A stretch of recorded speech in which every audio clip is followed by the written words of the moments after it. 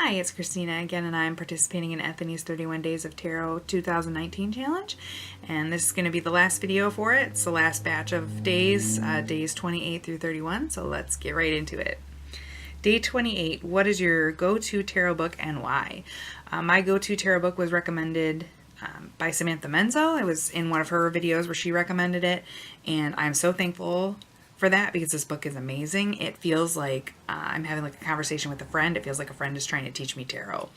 This is a very easy book to get into. I now recommend it to everyone who's interested in tarot that I talk to.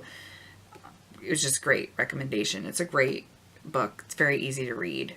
So thank you so much, Samantha Menzo, for recommending this book because it is my go-to. Day 29, how do you feel about tarot deck modification? Do you draw on your decks, trim your borders, or is it a no-go for you and why? So it is a no-go for me because I am not artistic at all. And I'm super scared that if I try to trim a deck, I'm going to ruin them, which I haven't really wanted to trim any that I have. Or I have wanted to edge some, but I'm too scared that I'm going to mess it up and then be very mad and have to rebuy the deck, and I just don't even want to chance it. The only deck that I have that has been drawn on is Brian Froud's The Faerie Oracle, because the 0 card, which would be like the Fool in Tarot, is blank, and the title is Fairy Guide, and so you are supposed to draw your fairy guide. So actually, my best friend drew this. There's a tree when I lived in my parents' house. My neighbor had a tree that just always made me feel like it was from fairy, like it was from another world. And so my best friend, I asked him if he would draw the tree on my fairy guide card, and he was nice enough to do that for me. So this is the only card that I own that has been drawn on, and I didn't draw on it because it would be terrible. So there's that.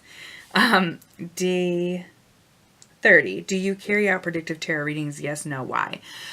So I have, because I feel like I fell into the habit of, as a beginner, you just kind of take readings and questions and you just read no matter what. And now, as I've been doing readings for a while, I've kind of had to put my foot down or make boundaries for myself about what kind of readings I'm comfortable doing and what I'm not comfortable doing.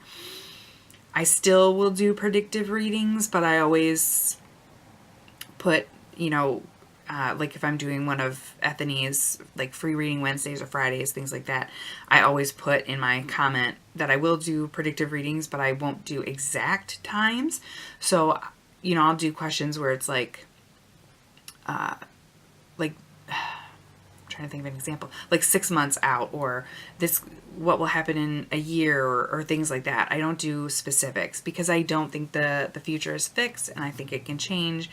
And I just think that when you get into predictive readings that are like that, to the point of like a timing, it just can get real messy real quick. And so I don't do that anymore. I think I did one once and I hated it because it just didn't seem to go very well. So I'll still do them, but I always kind of preface it with like my rules. And I've been doing that more lately. I've been figuring out what kind of readings I want to do and what I don't want to do. And people have even asked me, like when they're asking for a free reading and I comment, and then we message back and forth. They're like, this is my question if you do these types of readings. So that's been really helpful on figuring out what kind of readings I'm comfortable doing and what I'm not comfortable doing. And day 31, which is the last question. What questions do you most often ask the tarot for yourself and for others? So I ask a lot of questions about spirituality. I'm pagan, and so I ask a lot of questions about my path and where my path is headed. And then I ask financial questions. I've asked love questions. And then as far as questions that I've gotten from others, it's run the gamut. I've gotten a lot of love / relationship questions, quite a bit. I would say that's the most. And then next would probably be finances or career. Those are big life-changing things. Relationships, loves, finances, career. Those are like the top 5 life-changing event, the big deal. So I'm not surprised that I get that question a lot. And I'm not surprised that I ask those questions a lot for the cards. So It's not surprising. And I imagine that a lot of people will have the same answer to that. I would think, just based on the kind of readings that I see on like the free reading days on Ethany's on her Facebook group, and then also what I see other people offering on their pages for readings. I see a lot of relationship, financial readings out there that you can get done for you. So yeah, this was a lot of fun. I even though I kind of had to change it up, like I originally planned on doing this every day, either like Instagram posts or a video, and then it kind of got all messed up when I got sick, and then there were just days that I just could not do either. But I actually prefer it in the batches because, like I said before, I think if I was doing this daily, like the Instagram post would be fine, but I feel like the videos would be super short, which some people really like and some people don't. So I think next year, I'm already planning for next year, I will do in batches, but maybe I'll actually plan out those batches better and hopefully won't get sick and get derailed. So I hope you have all enjoyed these videos. I know I have, and I plan on doing a lot of videos in the future.